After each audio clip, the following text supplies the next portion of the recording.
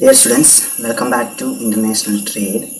നമ്മൾ കഴിഞ്ഞ ക്ലാസ്സുകളിൽ ഫാക്ടർ പ്രൈസ് ഈക്വലൈസേഷൻ തിയറമായിരുന്നു പരിചയപ്പെട്ടിട്ടുണ്ടായിരുന്നത്.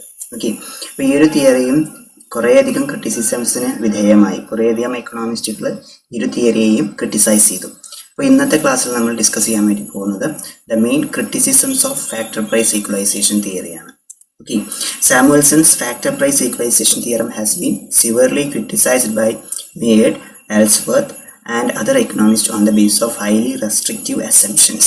Okay, പ്രധാനമായിട്ടും ഈ ഒരു സാമുവൽസിൻ്റെ ഫാക്ടർ പ്രൈസ് ഈക്വലൈസേഷനെ ക്രിട്ടിസൈസ് ചെയ്യപ്പെട്ട എക്കണോമിസ്റ്റുകൾ ആരൊക്കെയായിരുന്നു? Meade, Ellsworth and other economists.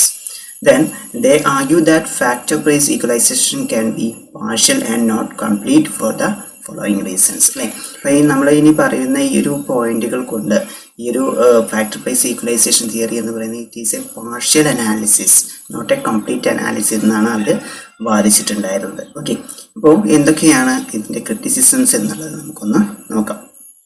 First one is both factors not available. Okay, നമ്മൾ ഈ ഒരു തിയറം എക്സ്പ്ലെയിൻ ചെയ്യുന്ന സമയത്ത് പറഞ്ഞിട്ടുണ്ടായിരുന്നു there are 2 commodities and 2 factors of production and 2 countries. അല്ലേ, അപ്പോൾ ഇവിടെ both factors are not available എന്നുള്ള ഈ ഒരു പോയിന്റ് കൊണ്ട് ഉദ്ദേശിക്കുന്നത് എന്താണെന്ന് വെച്ച് കഴിഞ്ഞാൽ it is assume that the 2 factors of production are available in both countries, but it is not possible that only one factor is available in one country. Consequently, the marginal productivities of the factor common to both countries will differ and its price cannot be equalized in 2 countries. Okay, ഇപ്പോൾ ഒരു country എടുത്തു കഴിഞ്ഞ് കഴിഞ്ഞാൽ അവിടെ factor abundance നോക്കുന്ന സമയത്ത് ഏതെങ്കിലും ഒരു ഫാക്ടറിനായിരിക്കും കമ്പാരിറ്റീവ് അഡ്വാൻറ്റേജ് ഉണ്ടാവുക. 2 ഫാക്ടേഴ്സും ആ ഒരു കൺട്രിയിൽ അവൈലബിൾ ആയിക്കൊള്ളണമെന്നില്ല. അപ്പോൾ ഇത്തരത്തിൽ 2 ഫാക്ടേഴ്സ് അവൈലബിൾ ആണെങ്കിൽ മാത്രമേ എന്ത് ചെയ്യാൻ പറ്റുന്നുള്ളൂ, അവിടെ ഫാക്ടർ പ്രൈസ് ഈക്വലൈസേഷൻ ഒന്നിന് പകരം മറ്റൊന്നും സബ്സ്റ്റിറ്റ്യൂട്ട് ചെയ്തുകൊണ്ട് അവിടെ ഫാക്ടർ പ്രൈസ് ഈക്വലൈസ് ചെയ്യാനായിട്ട് സാധിക്കുന്നുള്ളൂ. അപ്പോൾ ഈ 2 ഫാക്ടേഴ്സും അവൈലബിൾ അല്ലാത്ത കൺട്രീസിൻ്റെ കാര്യം എടുത്തു കഴിഞ്ഞാൽ എന്താണ്, ആ ഒരു അത്തരത്തിൽ വന്നു കഴിഞ്ഞ് കഴിഞ്ഞാൽ അവിടെ ഫാക്ടർ പ്രൈസ് ഈക്വലൈസേഷൻ സാധ്യമല്ല എന്നാണ് പറയുന്നത്. Okay, so that is the point, both factors not available. Then next is production function, it is not same. Okay, ഇവിടെ എന്താണ് ഉദ്ദേശിക്കുന്നതെന്ന് വെച്ച് കഴിഞ്ഞാൽ the theorem also assumes that production functions are the same in 2 countries. അല്ലേ, ഈ ഒരു തിയറത്തിൻ്റെ പ്രധാനപ്പെട്ട മറ്റൊരു അസംഷൻ ആയിരുന്നു 2 കൺട്രീസിലെയും പ്രൊഡക്ഷൻ ഫംഗ്ഷൻ എന്ന് പറയുന്നത് സെയിം ആണ്. As a matter of fact, production functions are never identical. Even resources are the same in both countries, they would not necessarily produce the same commodity in them. As pointed out by Mead, the same textbooks and the same brains would not produce the same thoughts in the Chicago and London. അല്ലേ, made quote ചെയ്തുകൊണ്ട് ഒരു ഉദാഹരണം പറയുന്നുണ്ട് ഇവിടെ. എന്താ, the same text books and the same brains would not produce same thoughts in Chicago and London. അല്ലെ, ചിക്കാഗോയിലെയും ലണ്ടനിലെയും ആളുകൾ സെയിം ബുക്കുകൾ അതുപോലെ തന്നെ സെയിം ബ്രെയിൻസ് സെയിം തോട്ട് കൊണ്ടുവന്നോളുന്നില്ല. 2 രാജ്യങ്ങളിലെയും വ്യത്യസ്ത അഭിപ്രായങ്ങളായിരിക്കും, വ്യത്യസ്ത ആശയങ്ങളായിരിക്കും അവർക്ക് ഉണ്ടാവുക. അപ്പോൾ അതുകൊണ്ട് തന്നെ ഇവിടെ പ്രൊഡക്ഷൻ ഫംഗ്ഷൻ എന്ന് പറയുന്നത് എന്താണ്, വ്യത്യസ്തമായിരിക്കും, ഓരോ കൺട്രീസിലും വ്യത്യസ്തമായിരിക്കും. പക്ഷേ സാമുവൽസൺ നൽകിയ ഒരു അസംഷൻ എന്താ, the production function of both the countries are the same. അപ്പോൾ ഈ ഒരു പോയിന്റ് പ്രധാനമായിട്ടും ക്രിട്ടിസൈസ് ചെയ്യപ്പെട്ടു. This is because physical climate and social and intellectual atmosphere of the production commodities differ from country to country. അതായത് ഈ social ആയിട്ടുള്ള atmosphere, ഈ intellectual അറ്റ്മോസ്ഫിയേഴ്സ്, അതുപോലെ തന്നെ സോഷ്യൽ ക്ലൈമാറ്റ്സ്, ഇതിലൊക്കെ ക്ലൈമാറ്റിക് ചേഞ്ചസ്, ഇതിൻ്റെയൊക്കെ അടിസ്ഥാനത്തിൽ വ്യത്യസ്ത രാഷ്ട്രങ്ങളിൽ വ്യത്യസ്ത എന്താണ് പ്രൊഡക്ഷൻ ഫംഗ്ഷനുകളായിരിക്കും ഉണ്ടായിരിക്കുക. ആ പ്രൊഡക്ഷൻ ഫംഗ്ഷനുകളുടെ വ്യത്യാസത്തിനെ കുറിച്ചിട്ട് യാതൊരുവിധ എക്സ്പ്ലനേഷൻസും ഈ ഒരു ഫാക്ടർ പ്രൈസ് ഈക്വലൈസേഷൻ തിയറിയിൽ പറയുന്നില്ല. Production function R the same എന്നാണ് ഈ ഒരു തിയറിയിൽ എക്സ്പ്ലെയിൻ ചെയ്യുന്നത്. ദ നെക്സ്റ്റ് ക്രിറ്റിസിസം ആയിട്ട് വരുന്നത് transport costs enter into trade. Transport cost എന്ന് പറഞ്ഞു കഴിഞ്ഞാൽ നമുക്കറിയാം there is no transport cost എന്നാണ് ഈ ഫാക്ടർ പ്രൈസ് ഈക്വലൈസേഷൻ തിയറിയിൽ പറഞ്ഞിട്ടുണ്ടായിരുന്നത്. ഓക്കെ, അപ്പോൾ ഇവിടെ ശ്രദ്ധിക്കാം, the assumption of absence of transport cost is unrealistic. അല്ലേ, ട്രാൻസ്പോർട്ടേഷൻ കോസ്റ്റ് ഇല്ലാതെ ട്രേഡ് നടത്താനായിട്ട് സാധിക്കുന്നില്ല. It always cost something to send commodities from one country to the another. So the price of food will be higher in Britain than in America. and the price of clothing will be higher in America than in Britain. നമ്മൾ രണ്ട് countries ആണ് example ആയിട്ട് എടുക്കുന്നത്, അമേരിക്കയും അതുപോലെ തന്നെ ബ്രിട്ടനും. അവിടെ ട്രാൻസ്പോർട്ടേഷൻ കോസ്റ്റ് വരുന്ന സമയത്ത് ഈ കോസ്റ്റ് ഓഫ് പ്രൊഡക്ഷൻ അല്ലെങ്കിൽ ട്രാൻസ്പോർട്ടേഷൻ കോസ്റ്റിൽ ഓരോ രാഷ്ട്രങ്ങളിലും എന്താണ് വ്യത്യാസങ്ങൾ സംഭവിക്കാം. As a result, the marginal product of labor, hence the wage rate, will be lower in Britain than in America. On similar reasoning, the marginal product of land and the rent will be lower in America than in Britain. Thus, factor price equalization becomes a remote possibility. ഇവിടെ transportation കോസ്റ്റിൽ വരുന്ന വ്യത്യാസം കൊണ്ട് അവിടെ factor price equalisation കൊണ്ടുവരാനായിട്ട് സാധിക്കുന്നില്ല അല്ലേ. അപ്പോൾ ഓരോ കൺട്രീസിലും ഓരോ ഫാക്ടേഴ്സ് ചീപ്പറായിട്ടും അതുപോലെ തന്നെ ഹയർ പ്രൈസിലും ലഭ്യമാവുന്നുണ്ടാവും. അപ്പോൾ അത്തരത്തിൽ വരുന്ന സമയത്ത് factor price equalisation transport cost കൂടി വന്നു കഴിഞ്ഞാൽ അവിടെ ഫാക്ടർ പ്രൈസ് ഈക്വലൈസേഷൻ ശരിയായിക്കൊള്ളുന്നില്ല. അപ്പോൾ എക്സാമ്പിൾ ആയിട്ട് ഇവിടെ രണ്ട് കൺട്രീസ് ബ്രിട്ടനും അമേരിക്കയാണ് എടുത്തിട്ടുള്ളത് അല്ലേ. മാർജിനൽ അവിടെ പറയുന്നത് എന്താണ്, the marginal product of land and the rent will be lower in America. ലാൻഡിൻ്റെയും അതുപോലെ തന്നെ അവിടുത്തെ അതിൻ്റെ മാർജിനൽ പ്രൊഡക്ടിവിറ്റിയും കുറവാണ്. അതുകൊണ്ട് തന്നെ അവിടെ എന്താണ് കൂടുതൽ ചിലവായിരിക്കും ഇതിനുണ്ടാവുക. അപ്പോൾ അത് മൂവ് ചെയ്യാന്ന് പറയുന്നത് വളരെയധികം ബുദ്ധിമുട്ട്. ട്രാൻസ്പോർട്ട് കൊണ്ടുപോകുകയാണെന്നുണ്ടെങ്കിൽ അവിടെ ധാരാളം കോസ്റ്റ്സ് വരുന്നുണ്ട്. ഇത് നെക്സ്റ്റ് വരുന്നതാണ് factor price equalisation not possible under constant costs. ഇവിടെ കോൺസ്റ്റന്റ് കോസ്റ്റ്സ് എന്ന് പറഞ്ഞു കഴിഞ്ഞാൽ എന്താ, the Samuelson theorem is based on the assumption of constant returns to scale. It has demonstrated that if there are economies of production in the manufacture of commodities, factor price equalization will not take place. Suppose Britain enjoys more economies of large-scale production in the manufacture of clothing than America. Therefore, marginal productivity of labor would be higher in Britain, lower in America. This is possible for commodity prices to be same in the two countries, but factor prices would differ in that. ഇവിടെ factor price equalization എന്ന് പറയുന്നത് എന്താണ്, ഇവിടെ രണ്ട് countries എടുത്തു കഴിഞ്ഞാൽ അമേരിക്കയും ബ്രിട്ടനും എടുത്ത് കഴിയുന്ന സമയത്ത് അമേരിക്കയിൽ ലേബർ പ്രൊഡക്ടിവിറ്റി വളരെയധികം കൂടുതലാണ് എന്തിനേക്കാൾ ബ്രിട്ടനിൽ ലേബർ പ്രൊഡക്ടിവിറ്റി കൂടുതലാണ് ഇതിനേക്കാൾ അമേരിക്കയേക്കാൾ അല്ലേ. It is not possible for commodity prices to be the same in two countries അല്ലേ. കമ്മോഡിറ്റി പ്രൈസസ് രണ്ട് കൺട്രീസിലും സെയിം ആയിട്ട് നിലനിർത്താനായിട്ട് സാധിക്കുന്നില്ല. അതുകൊണ്ട് തന്നെ എന്താണ്, but the factor prices would be different. അതുകൊണ്ട് തന്നെ അവിടെ രണ്ട് രാഷ്ട്രങ്ങളുടെയും ഫാക്ടർ പ്രൈസസ് മാർജിനൽ പ്രൊഡക്ടിവിറ്റീസിൽ വ്യത്യാസമുള്ളത് കൊണ്ട് അവിടെ എന്താണ് ഫാക്ടർ പ്രൈസ് ഈക്വലൈസേഷൻ സാധ്യമാവുന്നില്ല. എന്തുകൊണ്ടാണ് അവിടെ വരുന്നത് കോൺസ്റ്റന്റ് കോസ്റ്റ്സ് ആണ് അല്ലേ. രണ്ടിലെയും വ്യത്യസ്ത ചെലവുകൾ സ്ഥിരമായിട്ട് തന്നെ നിലനിർത്തുന്നത്. അതിൻ്റെ മാറ്റങ്ങൾ വന്നു കഴിഞ്ഞാൽ മാത്രമേ എന്തിനാ ഫാക്ടർ പ്രൈസ് ഈക്വലൈസേഷൻ സാധ്യമാവുന്നുള്ളൂ. Okay. If however there are increasing returns, ഇവിടെ ശ്രദ്ധിക്കുക, ഇവിടെ കോൺസ്റ്റന്റ് കോസ്റ്റ് ആണെന്നുണ്ടെങ്കിൽ അവിടെ ഫാക്ടർ പ്രൈസ് ഈക്വലൈസേഷൻ സാധ്യമാവില്ല എന്ന് പറഞ്ഞു. Then if however there are increasing returns, the theorem again break down.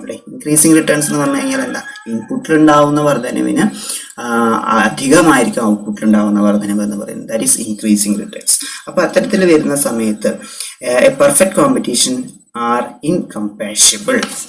Okay, moreover, under increasing returns, each factor will be paid less than its marginal productivity, and the total product will be would be more than exhausted. അല്ലേ. അപ്പോൾ അവിടെ എന്താ increasing returns വരുന്ന സമയത്ത് എന്താ അവരുടെ marginal പ്രൊഡക്ടിവിറ്റിയുടെ അടിസ്ഥാനത്തിൽ അല്ല അവർക്ക് പേയ്മെന്റ് നടക്കുക അല്ലേ.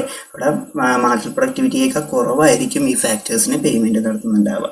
അപ്പോൾ the total product would be more than exhausted. ആ ടോട്ടൽ പ്രൊഡക്റ്റിൽ വളരെയധികം കുറവ് സംഭവിക്കും. അപ്പോൾ ആ ടോട്ടൽ പ്രൊഡക്റ്റ് കുറവ് സംഭവിച്ചു കഴിഞ്ഞാൽ അവിടെ ഫാക്ടർ പ്രൈസ് ഈക്വലൈസേഷൻ സാധ്യമാവുന്നില്ല. അപ്പോൾ അത്തരത്തിൽ കോൺസ്റ്റന്റ് കോസ്റ്റ്സ് ആണെങ്കിലും ഇൻക്രീസിങ് കോസ്റ്റ് ആണെങ്കിലും ഇൻക്രീസിങ് റിട്ടേൺസ് ആണെന്നുണ്ടെങ്കിലും അവിടെ എന്താണ് അവിടെ ഫാക്ടർ പ്രൈസ് ഈക്വലൈസേഷൻ സാധ്യമാകുന്നില്ല എന്നാണ് മെയ്ഡ് തൻ്റെ ക്രിറ്റിസിസത്തിലൂടെ പറയാൻ വേണ്ടിയിട്ട് ശ്രമിച്ചത്. Then next point is specialisation in one commodity possible. Okay. It is further assumed that no country specializes completely in the production of single commodity, but there is every likelihood of one country to be completely specialized in the production of one commodity before factor price equalization occurs. This is especially so other industries say that the Britain happens to be very small in relation to the specialized industry, clothing.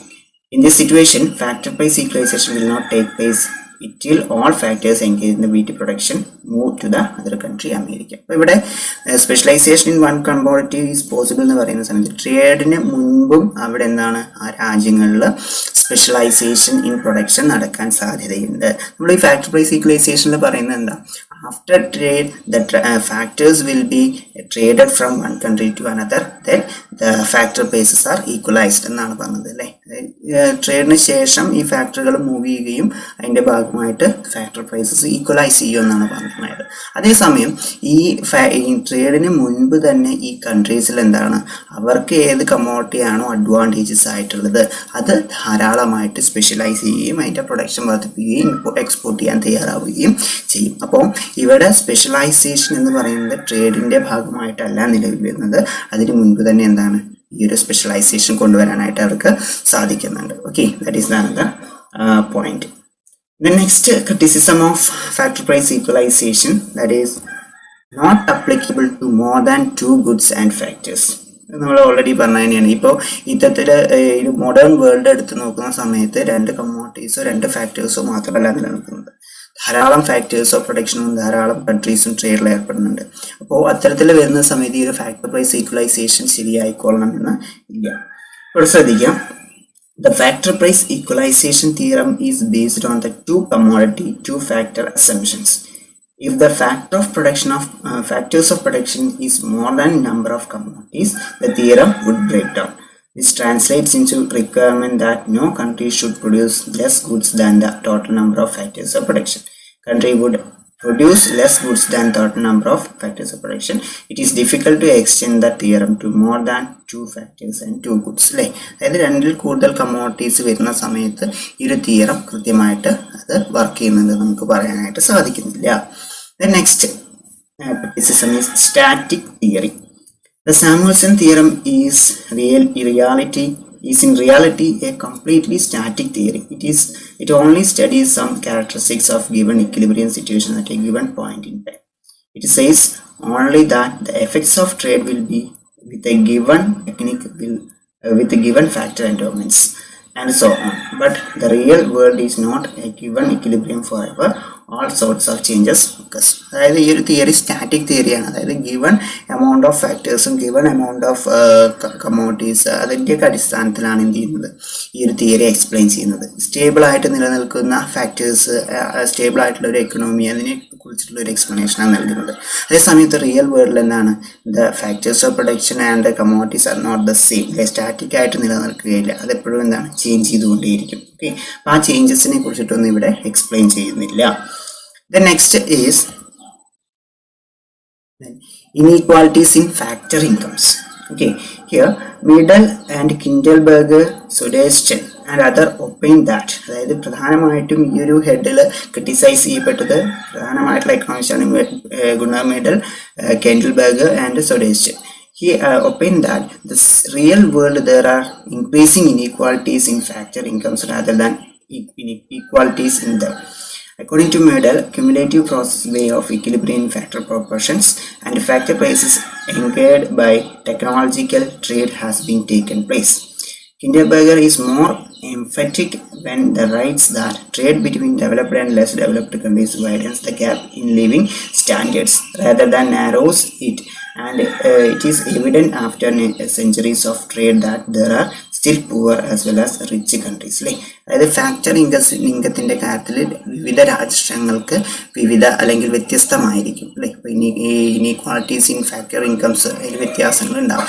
അപ്പോൾ ഇവിടെ നമുക്ക് factor price equalisation എല്ലാ കൺട്രീസും, ഇപ്പോൾ developing ആയാലും developed ആയാലും under developed ആയാലും ആ കൺട്രീസിലൊന്നും factor price equalisation സാധ്യമാക്കാനായിട്ട് കഴിയുന്നില്ല. രണ്ടിലേയും ഫാക്ടർ ഇൻകംസിൽ എന്താണ് വ്യത്യാസം സംഭവിക്കാം.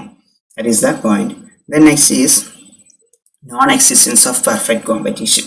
The Samuelson theorem is based on the unrealistic assumption of perfect competition in international trade without any tariff and non-tariff barriers. In reality, trade barriers do exist with complete equalization of factor prices. അതായത് ഇവിടെ പ്രധാനമായിട്ടും വയ്ക്കുന്ന ഒരു assumption എന്ന് പറയുന്നത് non existence of perfect competition അല്ലേ. It is based on the unrealistic assumptions of perfect competition in international trade without any tariff and non tariff barriers. Tariff ബാരിയേഴ്സും non tariff ബാരിയേഴ്സും ഇല്ലാത്ത ഒരു എക്കണോമിക് അല്ലെങ്കിൽ ഒരു ഇന്റർനാഷണൽ ട്രേഡിനെ കുറിച്ചിട്ടാണ് ഇവിടെ എക്സ്പ്ലെയിൻ ചെയ്യുന്നത്. അതുകൊണ്ട് തന്നെ നമുക്ക് പറയാൻ സാധിക്കും ഇറ്റ് ഈസ് നോട്ട് പോസിബിൾ അല്ലേ. മോഡേൺ വേൾഡിൽ എന്താണ് ട്രേഡ് ബാരിയേഴ്സ്, താരിഫ് ബാരിയേഴ്സ് ഒക്കെ നിലനിൽക്കുന്നുണ്ട്. That is the another point. Then next is factor intensity reversal. നമ്മൾ factor intensity reversal already പറഞ്ഞു കഴിഞ്ഞതാണ്. Okay.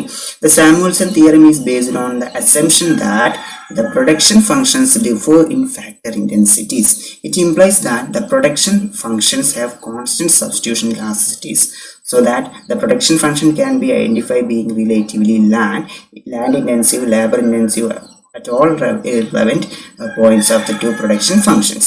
But it is possible that the two production functions do not have the same elasticities of substitution. Then one point of the production function may be relatively land intensive and the other point same the production will be labor intensive. This is the case of factor intensity reversal, where one-to-one correspondence between the factor places and factor intensity is not possible.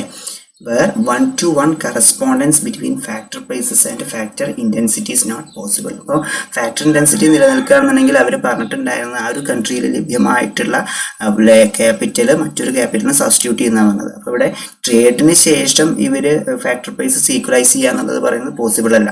അപ്പോൾ നമുക്കറിയാൻ സാധിക്കും ഇപ്പോൾ ഒന്നിന് പകരം മറ്റൊന്ന് substitute ചെയ്ത് കഴിഞ്ഞാൽ അവിടെ എന്താണ് സ്പെഷ്യലൈസേഷൻ സാധ്യമാവുന്നുണ്ട്. അപ്പോൾ അത്തരത്തിൽ സ്പെഷ്യലൈസ് കമ്മോഡിറ്റിയിൽ സ്പെഷ്യലൈസ് ചെയ്ത് പ്രൊഡ്യൂസ് ചെയ്യുകയാണെന്നുണ്ടെങ്കിൽ the factor price equalisation is not possible. Okay.